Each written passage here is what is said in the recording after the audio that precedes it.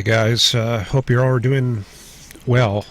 We did 30 minutes early yesterday for that debate, and that was crazy. I don't know how many of you saw that. That was an old-fashioned debate there last night. But yeah, I'm going to check out the next one. I guess that's probably coming up in about a week or so. But yeah, very picturesque sunset here.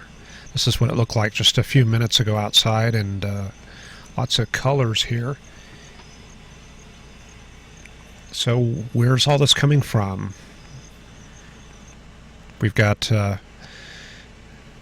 pretty much high pressure on the surface map, and we've got kind of an unusual configuration. You don't see this very often. High pressure is down to the southwest. In fact, high pressure center located in the Pecos River Valley, the Trans-Pecos area, south of Midland. So as a consequence for that, we're seeing flow coming in from the west across much of Texas. At least the gradient is set up from the west, and then from the north and east Texas. And that kind of gives us a bit of a downslope pattern and fair weather. But of course we want to see what's going on across the rest of the U.S. And I'll show you the streamline analysis, which is, something we've done over the past week. And you can see the dominant system is this low pressure area up in the Great Lakes, right there near eastern Lake Superior. And you can also see a bit of a cold front here in this area of convergence around Illinois, all the way back to Nebraska, and then maybe up to Wyoming. So that's the trailing cold front on the backside of that. It looks like probably a warm front in New Hampshire, Vermont, and up to Montreal.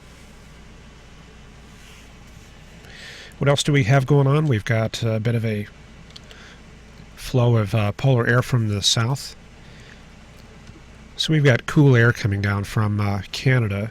And then out west it looks like a bit of convergence coming together. See that right there? So there's probably a low pressure system out there in California and the desert southwest. So we'll zoom in on that, and you can see things are still pretty hot out west. We've got 98 there in Stockton and 98 at Fresno. So that's some very warm weather. But they've seen a little bit of relief up there in the northwest. Portland showing 74, 67 there in Seattle. And with that north wind, that's indicative of the post-frontal air working its way up to the mountain passes there. Forgot the name of the pass. It's there near the border. And we probably got another front going in through Idaho there. And then out east, you can see there's the surface low right there, kind of reflecting in the wind field. Let me move this a little bit.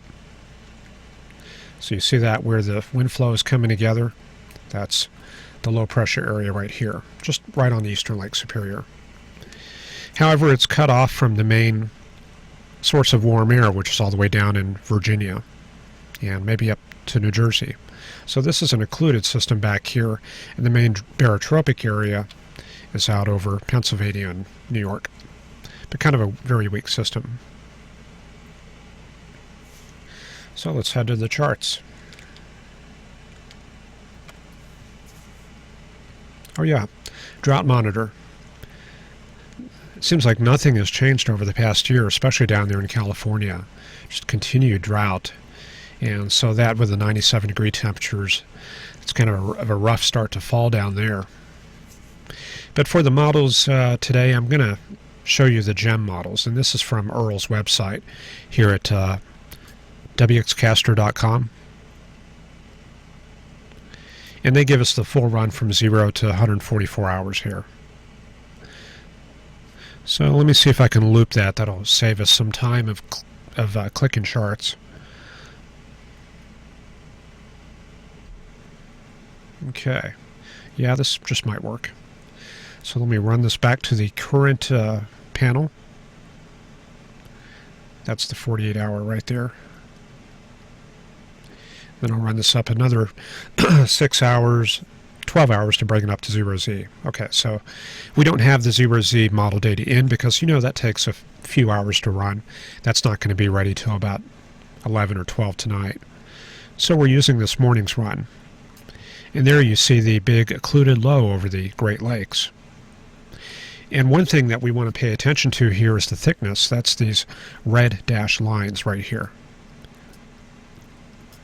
So you can see kind of a gradient right here. So that's suggesting we've probably got a frontal boundary through there. Maybe a bit of a warm front starting to sneak eastward through the Dakotas.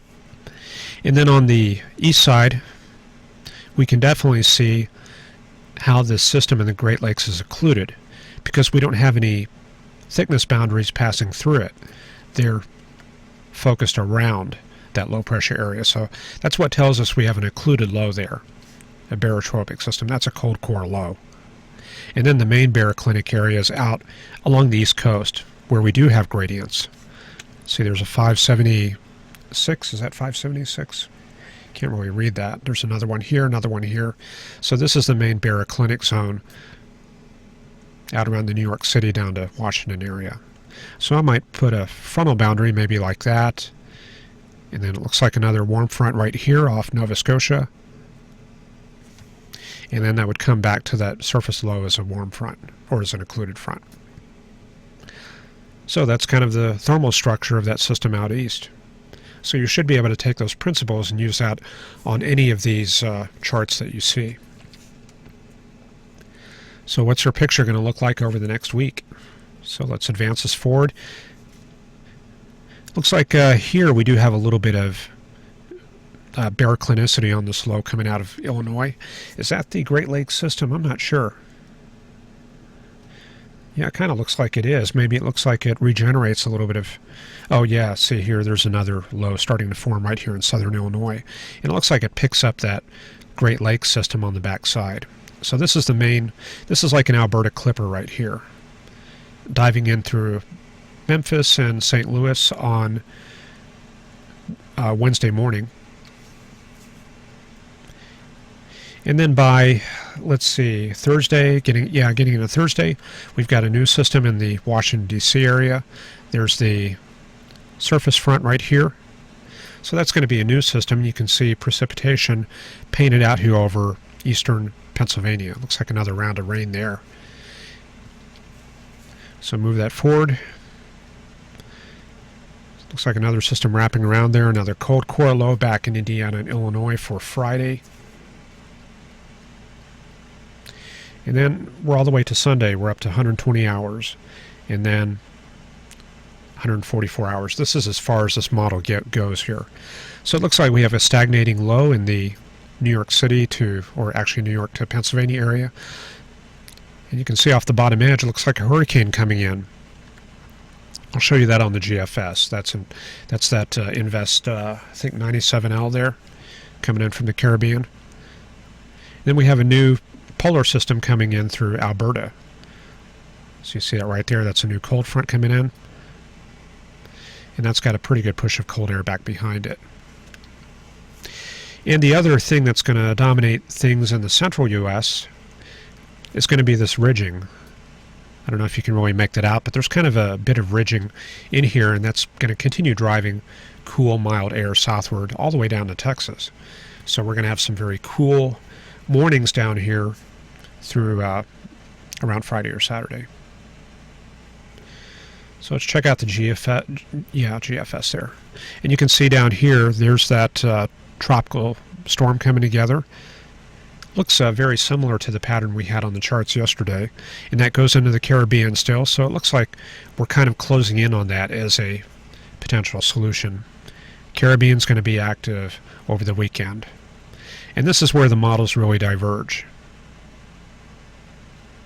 Now the GFS kind of is in line with the GEM model. It's got the same scenario of this hurricane off the Carolinas coast near Cape Hatteras. Then we get out all the way to next, let's see, October 8th. It's got it coming on shore on Long Island right there. Now, of course, this is 240 hours out, so a lot could change, but, you know, we want to keep track of the trends on these models. We were seeing a different scenario with the ECMWF model. I was able to figure out where to get some of these panels. Earl's website has them, and I'm going to go out to 144 hours here on the surface data. And they're going a little bit slower and more southward with that hurricane. So that could be the other extreme, maybe heading for Yucatan and Mexico. So there could be a solution very well in between these two, and that could bring something into the Gulf. So we'll have to keep our eyes open for next week for sure. And you might be wondering, well, yeah, where I got that, where did I get that gem model? Okay, yeah, this was off Earl's site. Before I went on the air, I was looking at this other website here, Media Center with a TRE.com. This is a very neat model website. I would definitely recommend checking this out because they do have the ECMWF and they've got a bunch of panels there. I'll just show you that very quickly. I'm going to run the standard images here. And down on the bottom you can advance it up to the hour you want to see. And there you can see that hurricane coming across eastern Cuba, right across Guantanamo. And then finally, actually, see, they take it into the Miami area, 240 hours. So a lot of different possible solutions here next week. And wonder what that name is going to be if we do get a named storm after that. What are we on, L? Let's see. Hurricane names 2016. We're on Lisa. I think we went through Lisa already, so that would be Matthew, I think. Is that right? Well, in any case, should be interesting there. All right, chat. Yeah, not a whole lot going on in chat. Kind of a small crowd here. Oh, 11. That's pretty good. I'm thinking if we do end up with a hurricane out there next week, we are going to run an extended forecast lab and maybe be on for hours and kind of watch that as it comes through. So that'll be something to look forward to. I'm, of course, not looking forward to any damage or anything like that, but from a meteorological perspective, you know, that's definitely a big learning scenario there. We want to definitely check that out. And I guess I'm done, guys. I appreciate you watching. We'll be here at the same time tomorrow at 8 o'clock Central, 9 o'clock Eastern, and hope you'll join us. Thanks.